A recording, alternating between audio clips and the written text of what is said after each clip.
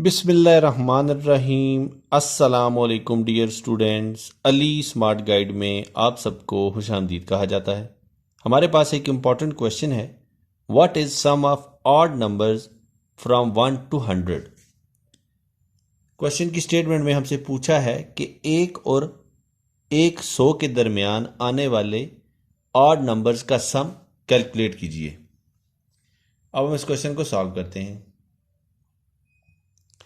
Dear students, हमारे पास odd numbers जो हैं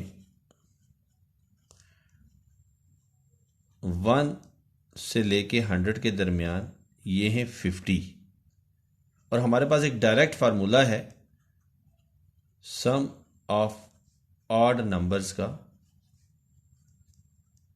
ये होता है n स्क्वायर। यानी कि हमारे पास जितनी वैल्यूज हैं ऑड, उनका हम स्क्वायर ले लेते हैं, उनकी तादाद का। तो ये हो जाएगा 50 स्क्वायर, और 50 स्क्वायर होता है 2500। यानी कि 1 से लेके 100 के दरमियान जितने भी ऑड नंबर्स हैं उनका सम होगा 2500। डियर स्टूडेंट्स, दुआओं में याद रखिएगा। अल्लाह हाफिज।